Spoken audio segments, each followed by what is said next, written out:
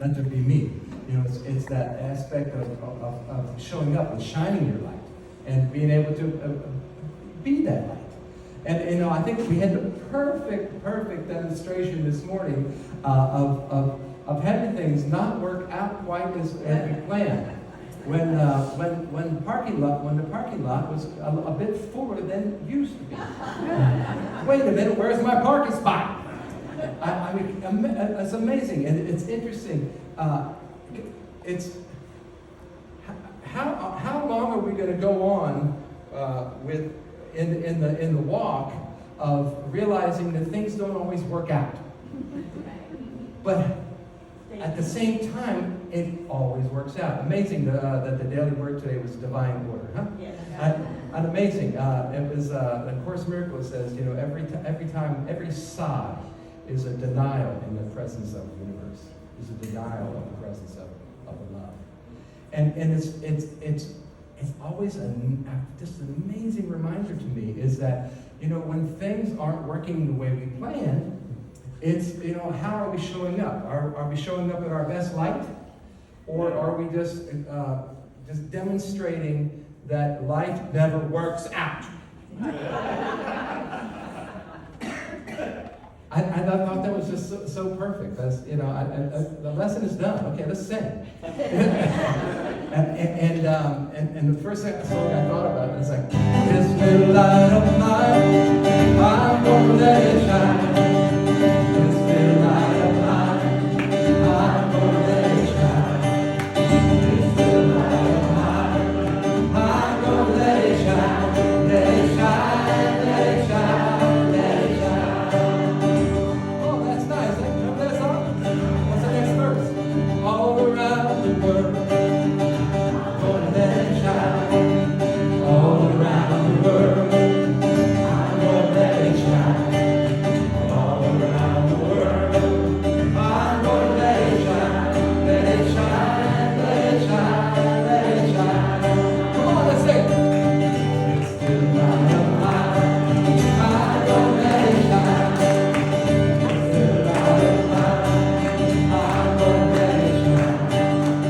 still light of mine, I'm gonna let it shine. Let it shine, let it shine, let it shine. Let it shine, let it shine, let it shine.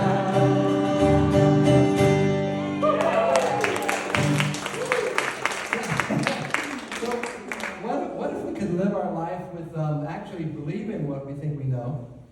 And actually, every time something's not the way, when the order comes in at a restaurant and it's not what you had anticipated, and instead of going this little light of mine, I'm gonna let it shine. I mean, so what would be better?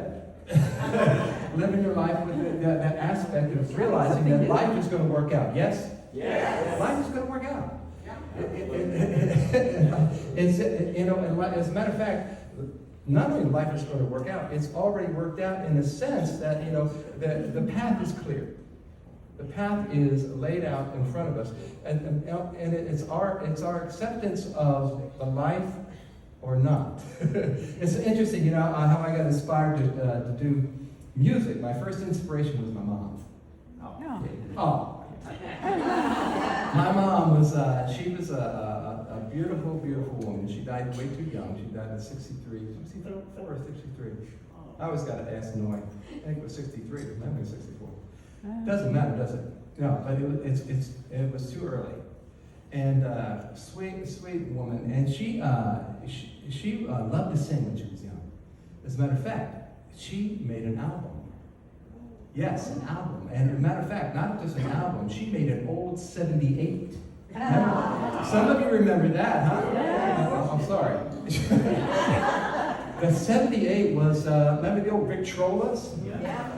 Okay, so that Victrola kind of an album. I mean, these things were that thick, and they were, it was amazing. But she actually was so serious about playing music in her life that she recorded an album. It had two songs, one on each side, and one was Santa Lucia. She's Italian, and that's it. And she sang Santa Lucia. You remember Santa Lucia? Yeah. It's a really beautiful song. I don't know if you- Santa Lucia, so she used to sing that song when she was a kid, and of course she decided to be a mom instead of be a singer, and that was her career in music as a child. That's old 78. Well, she let us as kids play that thing, and I played it over and over and over again to the point where it was so scratchy you couldn't believe it. It was a mess, and actually, before she died, I went into the studio, and they have software now that can clean up old things like that, the scratchy stuff, and I cleaned it up the best I could, and I gave her a CD that she could listen to, and but Santa Lucia was so important to me, the fact that my mother sang that song, and I was real inspired. Then, my brother, he was 9 years older than me. He was into music. He had the old rock band in the basement, rock band in the basement, and I would be the little kid at 9 years old, younger. So I would be the little kid that was always in the way, and I wasn't allowed down there when they were rehearsing, but I was always just kind of checking it out. And when they would leave, I'd go down there and bang on the guy's drums, and that was my first inspiration of playing an instrument. Banging on those drums. It was such a fun thing, and but what it was generating that moment when I was actually finding my joy, finding my light, and we all remember those times in our life when we lean and gravitate towards this or that, and then we involve ourselves with the things that we really love to do, or really the person we really love being, and somehow life has this way of kind of distracting us. I almost said beating it out of us. No, don't do that. Of course, I had to bring it up. The older I get, the more loose my tongue is. And it was wild, but I always wanted to enjoy myself. We always want to enjoy ourselves, and that is when we're sharing our best light, when we're involved in the things we love to do. And so that music was just kind of pulling me. And then as I became a teenager and all that good stuff. And I never got into music when I was young. I was just being inspired by it. I didn't get a guitar until I was 23 years old. And when I finally said enough of this stuff, you need to do what you love to do. And here's what I did. I as a teenager, I was into fast cars. And so I became a mechanic. Yes, don't ask me to work on your car. But I became a mechanic. As a matter of fact, I worked in a Ford dealership when I was a young man. And I was doing that. I was good at it. I was actually very, very, very good at it. And I was working on cars, making very good money as a young man at the time. So these things in your life are working. You're making good money as a secure job. You like to go on the weekends and race cars. So you're at home doing your little private thing, working on your race car, that kind of thing. And you become a part of a community that likes to race cars. And, so it feels like things are working. And but then I realized there was always this thing in me that wanted to do music. Yeah, but I had no training, I had no background, but maybe someday. It's like I'm asking you, what instrument do you play? I asked that. I was asking my new friend here that what instrument. I ask that question to everybody at the hospital when I'm hanging with a kid. I always ask, I don't care if they're 3 years old. What instrument do you play? And I always ask mom, dad too. I always ask everybody, what instrument do you play? And of course, it always takes people back at first. It's like, well, I don't play an instrument. And then it's usually the next thing is, well, I used to play. And then their face lights up, because it was a moment that brought them joy. But anyway, I was this mechanic. And I was watching. When you're a young mechanic, you're in a big shop with a lot of older mechanics, and all of a sudden you're seeing your life. you know, and I'm thinking, you know, well, this is good living and everything. And what you do is that also as a mechanic is you get your car, and then you find out what's wrong with it, and then you find out what parts you need. And then you take your little paper and you go to the parts counter, and you wait there for your parts. And you're there with other mechanics waiting for their parts, and so you can fix the car. Well, one time I'm there, there's a lot of mechanics. There's like 7 mechanics, you know, and me, and I'm waiting, so we're going to be waiting for a while. And I'm just sitting there, and I looked around, and I realized, all of a sudden, I realized that I was the only one standing there with all 10 fingers. Whoa. Yeah. Wow. The only one. Let me say that again. I was the only one with all 10 fingers. And some of them just had a little piece to cut off. But I had 10. And I'll never forget it. I was like, okay, I'm done. That's it. That's good. I gave my notice, and I was gone in 2 weeks. And then life changed. Then I moved out of Ohio, where that was all happening. I grew up in Cincinnati, Ohio. And then I went down to where my brother was down in Texas, and he had this musical theater group going on. And they invited me to come and be a part of that musical theater group because they needed men, because you could get women to sing, but it was hard to get men to sing. And because they wrote me in, they were like, come on, be a part of this group. I go, I don't sing. They go, we don't either, come on. Turns out I could sing. And then that's where the path began. But that's where things just really started rolling. And I'm so glad that I just leaned in to what gave me passion, what gave me joy, because I noticed that there's a lot of people in the world that are not leaning into their joy, and that are realizing that, you know, life is there for it to work out, and even when you don't have a parking place, you're going to be able to work it out. I mean, there are people that came here this morning that are not here. They came and they just said, "Oh, screw this, I'm going," and they left. And life is still working for them. It doesn't mean they missed this. It means they got to do something else. It means that it's the life is, you know, that it's all about leaning into what's happening in our life. And yes. Yes. Yeah. Yes. So I. I'm not going to do that one. I had this great experience. Okay, I do these concerts down at a ranch down in Tecate, Mexico. Now it's called Rancho La Puerta. Is anybody familiar with Rancho La Puerta? Yes, Rancho La Puerta. It's a spa that's been there, I think, 82 or 83 years. And a woman who started that spa is still alive and still speaking on Wednesday nights. Wow. She's 102. Wow. Her name's Deborah.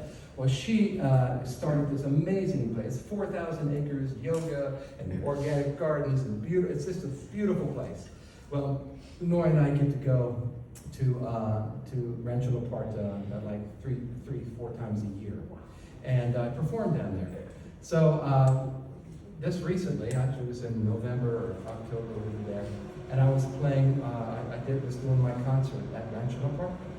And I was doing the concert, and after the concert was over, a gentleman walked up to me and just couldn't say enough about how he loved the show. And guess who it was? It was Peter Yarrow. Oh. Wow. Now, Peter Yarrow is quite a hero of mine. He's Peter, Paul, and Mary. And he's the Peter Yarrow. And okay, so he was there to do a concert on Thursday. I was doing a concert on Monday. And Peter was there, and he came to my show. And not only did he come to my show, he liked my music so much, he says, you must play with me on Thursday. Oh, nice. And so I went weightless. Not only was he in my show, but Peter asked me to perform with him. And I was like, yes. And as a matter of fact, during that concert, I played my steel drums. These are my hand pans.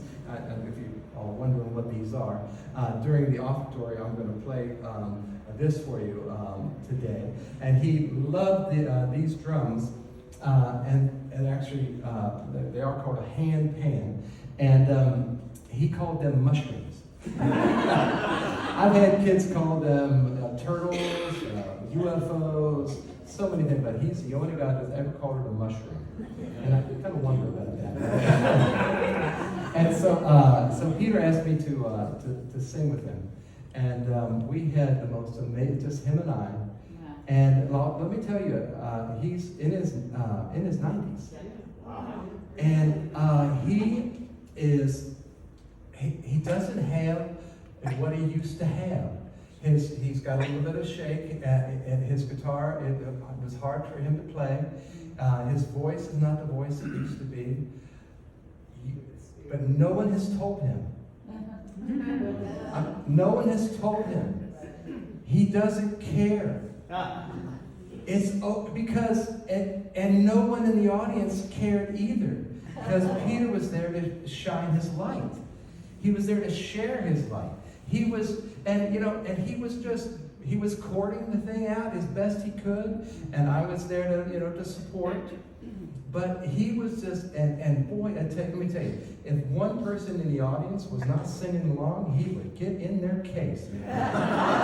He was so funny, but there was, and he just kept showering me with acknowledgement. There was no energy on the big starness of him. He was just there to share joy. Now, isn't that the life? Yes. And so he started his thing out with telling everybody, the dragon is here. And, oh, how fun. Wow, you sound so good. Go ahead and sing. You sang pretty to the person. That was such a joy, though, to experience what it can be like to just, because as life is also this letting go process, and I think at the time when you can't do that passion you want to do, when I can't play that guitar anymore, and I know that I'm reminded by Peter that and even if it's not as good as it was, it's not about that. It's about expressing the joy, expressing the light. Yes? Yes. Ah, yes. Let there be light, illuminate me. Let there be light, illumine my soul. Let there be light for all the world around me. I open my heart and let it flow. I open my heart and watch it grow. Now can I have that slide up there? All right. All right, so here we go. This goes like this. Let there be light, illuminate me. Let there be light, illumine my soul. That's my favorite part. Let there be light, illumine my soul. Let there be light for all the world around me. Don't poke anybody's eye. I don't know. I open my heart and let it flow. I open my heart and watch it grow. Stand up, girl. Let's try. Let there be light, illuminate me. Let there be light, illumine my soul. Let there be light for all the world around me. I open my heart and let it flow. I open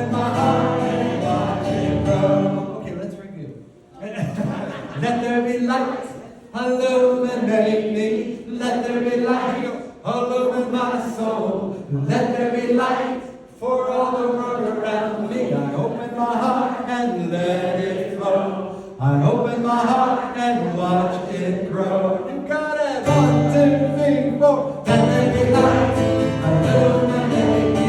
Let there be light, illumine my soul. Let there be light for all the world around me. I open my heart and let it flow. I open my heart and watch it grow. All right, find a partner. This is a partner dance. Here we go. You get a partner. 1, 2, 3, go. Let there be light, illuminate me. Let there be light, illumine my soul. Let there be light for all the world around me. I open my heart and let it go.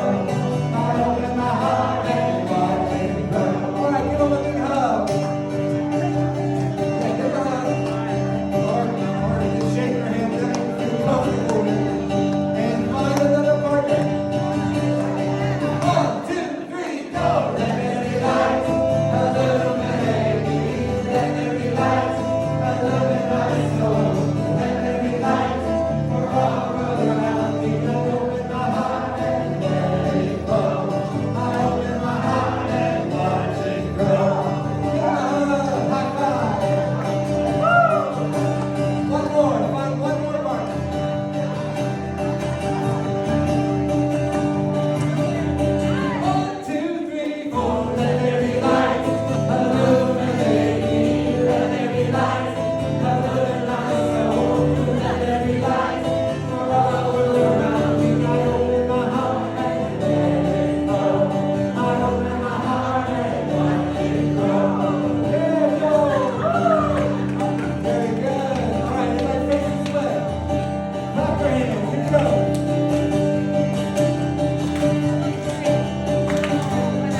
Let it flow, let it flow.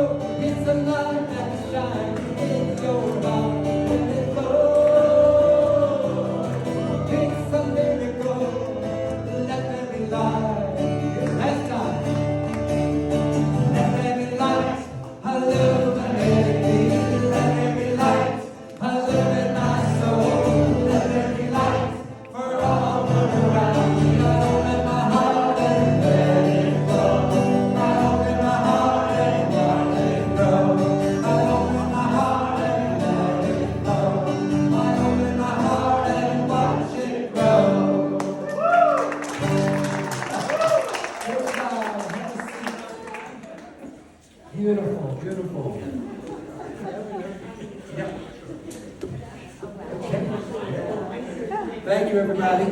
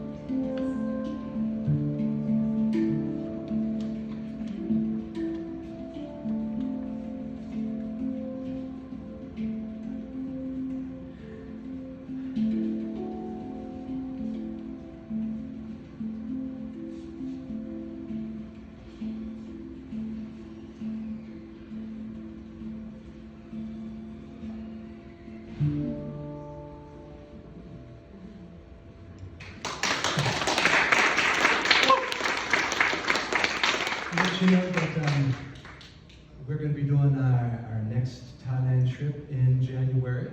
Some of you have actually been there.